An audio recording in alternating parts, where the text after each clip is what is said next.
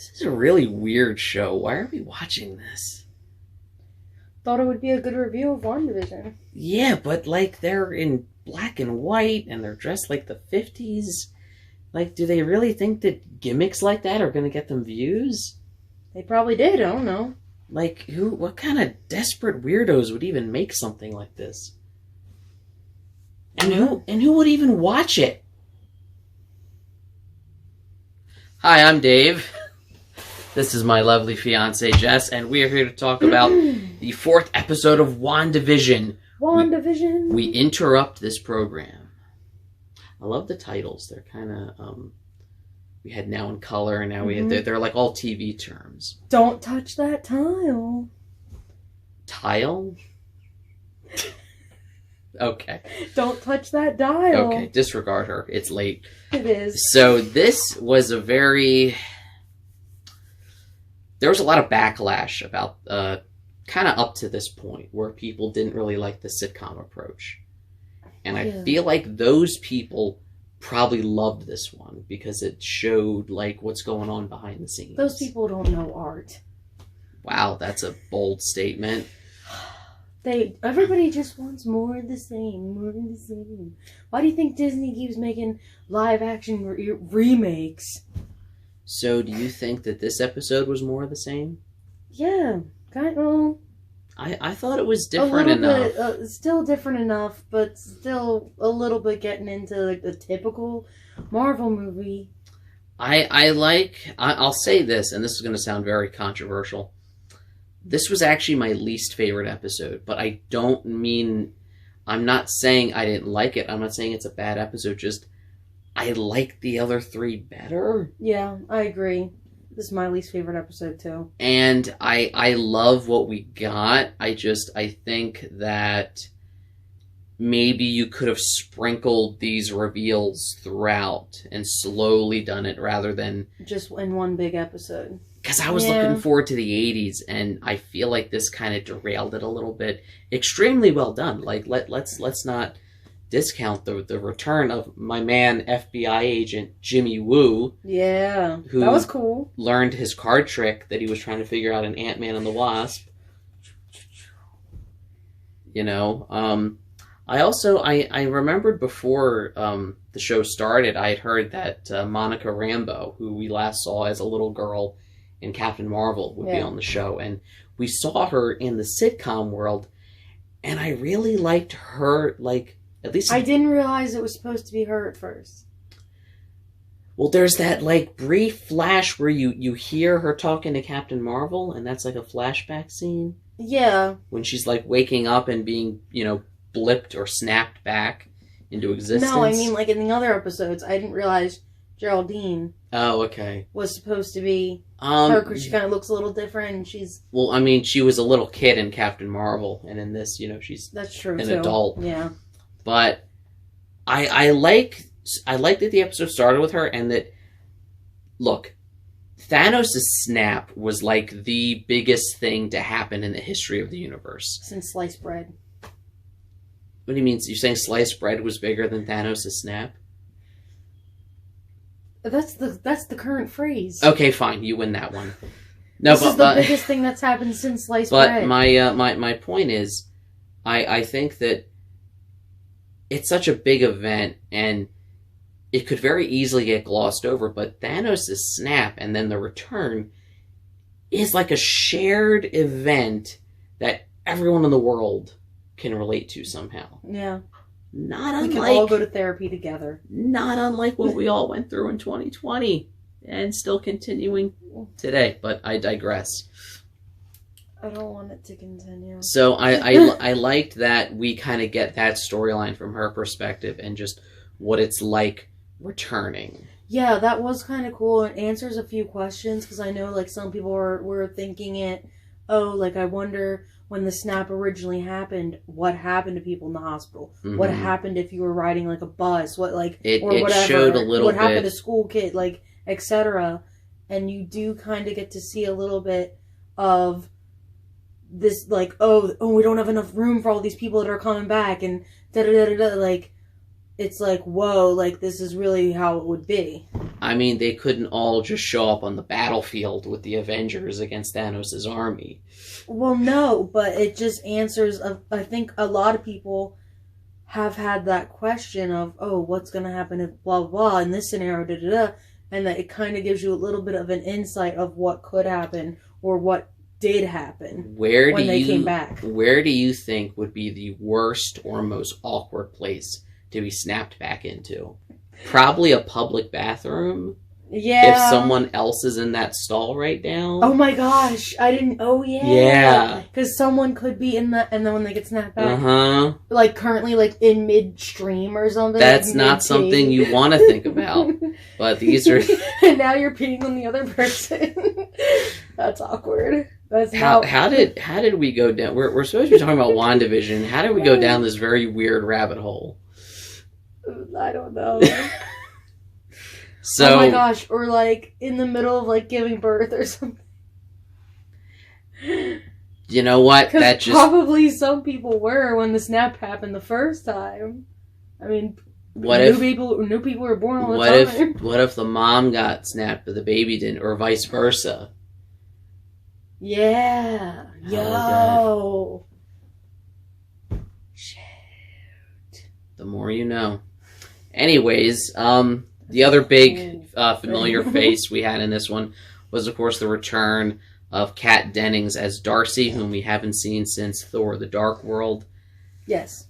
I liked her better in this than I did in... I felt like the Thor movies kind of didn't know what to do with her. Yeah, she was just kind of like I'm here, but I'm not really here. They threw her some jokes, but it didn't... I just feel like she didn't really... She got annoying, and then even in Thor: The Dark World, they kind of just gave up on her when they gave her an assistant and barely any screen time. But here, we're meeting a Darcy Lewis who's a bit older. You know, it's been about a decade since we saw her last, and she's much more confident. Yeah, and you're seeing her like doing her job, you know, and she's really good at it. Yeah, she's the one who figures out how much stuff. And she figures it out quickly. You know, quickly. Like, trying not to snap here. Sorry, I'm not trying to get any of you guys to disappear. But she figures it out very quickly. She's the one behind, you know. We learned that at the end of that first episode, she was the one watching them. Yeah, but something that I pointed out, and maybe I'm just overthinking it, but... And she could have just been oblivious. I don't know. But that one part where... What's his name? The detective. Agent Jimmy Woo? Yeah. Agent Jimmy Woo is like calling out to Wanda through the radio. And the first time he's like, oh, did she hear me? And she's like, no. And she probably didn't. But the second time... By the look on Wanda's face, you can kind of tell maybe she did notice something weird. But she says, oh no, mission failed. What's up with that? Or is she just not... Is she just that oblivious? Or is it... We also learned in this episode that Wanda has the ability... She's censoring these images that are, you know, making it to the broadcast. Yeah, so... Can we be sure what's even coming out? And... Yeah. But most importantly, I know this was a question we had since the very beginning. We now know this is an actual, literal, physical place. Yes. It's not like the Matrix, you know. But it's a physical place that Wanda made. Or that she at least manipulated. Manipulated or took over or something. And now the current people who live in New Jersey... don't even remember that town exists. Like, she's manipulating it, or it's her own, like, I don't know, but it is a physical, it is definitely some sort of physical place. That cop, when he said, like, oh, that town doesn't exist, it reminded me a bit of the Simpsons movie, when the government has the plan to just blow up Springfield, and their plan is to erase it from the maps and history. So, like, a guy's driving on his GPS, and he goes... You know, to the left is nothing. Absolutely nothing. Like where Springfield was. That's crazy. That's what it reminded me of a or bit. Like just that, how every delivery man acts like Modena doesn't exist. Yes, we have that problem with our town is so small. Delivery drivers have trouble finding They're it. like, wait, I'm on the road. I'm like, no, so, you're not. In a weird way, we kind of live in our own little WandaVision that hardly anybody knows exists. Sitcom world. And, sometimes we're randomly in black and white with live studio audiences. Sometimes. You just never know. If I say Ultron, you sometimes flip out on me and throw me across the... Uh-oh. What did you just say? Why did you say that name? We crack each other up. So... True love. We know now that it is Wanda, as was confirmed by Monica when she escaped. She's like, it's Wanda, it's all Wanda. Mm-hmm. So... But even without that line, you could tell. We can stop theorizing about that, but what we can try to figure out, how is she doing it? Well, she's magic. I think there's more to it. I think she has the Mind Stone. And that she's using the Mind Stone to manipulate everyone around her and get them to think, that they're in this sitcom world. That would explain it a lot more than just plain old witchcraft and magic. And, her powers did come from the Mind Stone to begin with, because of the experiments that Hydra was doing with it. But even Vision is starting to be little freaked out. Well, by the it. thing is, that's not really Vision. That's her projection of him. Remember that brief scene where you see him dead? Yeah. Now, most people will interpret that as that's just her subconscious reminding her, no, this is actually what Vision looks like. He's dead. Yeah. Thanos killed him. Spoiler alerts. In some weird... Yeah, spoiler. If you're watching this, then... If you made it this far without being spoiled, congratulations. What if... And I know this is going to be kind of a very disturbing theory. What if that's actually his corpse? That she is using her powers to make it, up and move, and is changing its perception to look like when he was alive? Is that not, number one, that's creepy. Incredibly creepy, number two, downright depressing? It's definitely both. And these are the things my mind thinks. I hope that's not the case. I kind of hope it is. What if it's like Weekend at Bernie's, but with Vision? Yeah. Weekend at Visions. Hashtag Weekend at Visions. Let's get that trending. Go. So moving forward, like I said, I didn't dislike this episode. I did like it. I just didn't like it as much as the sitcom ones because I feel like that was such a new, fresh, unique take on Marvel that we just haven't seen. Yeah. And I hope to see that continue. I hope that next week we get to do our 1980s tribute. Yeah, I hope it gets back on track. But they're going to run out of decades soon, and I think that this story has to kind of dominate it. Where, Here Wanda... and there, but I'd rather see the sitcom. Well, it's we'll more see. Interesting. I agree with that. But at the same time, now that a lot of the questions have been answered, is it going to be still as interesting?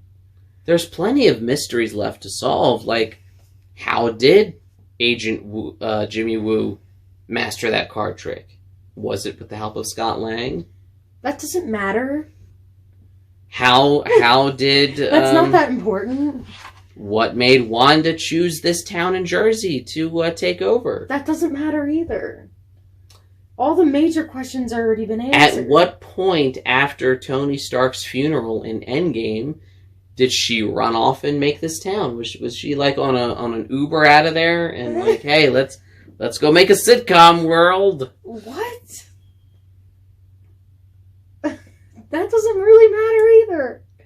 So, apologies for this video being so weird and confusing, though to be fair, that's kind of what this episode was like. Yep. And we wanted to accurately capture the tone of that. Where everything is revealed, but still nothing makes a lot of sense. And he's weird. And next week we will hopefully be back on track, just like the series, with the next decade. So, as always, like, share, subscribe, all the YouTube stuff. If not, Wanda will trap you in a sitcom world. And it won't be a sitcom you like. It'll be one you don't like. Yeah. Like Sam and Cat. That's the one you think of? It's not that good. None of them were. Drake and Josh was at least something. Fair enough. That one was actually pretty good. You can check out the website, follow Dork Daily on social media. If you are a fan of horror, you can check out our channel over at Halloween Year Round. And see you next week, where hopefully we're going to 80s it up. Hopefully. And I hope so. Yo, they better bring it back. They better bring on the synthesizer music and the Demogorgons. Stranger Things. Yeah, I know. Well, maybe they will. Because that Stranger Things based on the 80s, so maybe. Can next week's episode just be Stranger Things with WandaVision in it? That'd be amazing. Are they allowed to cross over like that? Are they owned by the same people? Probably not. And on that note, see you next week. Good night.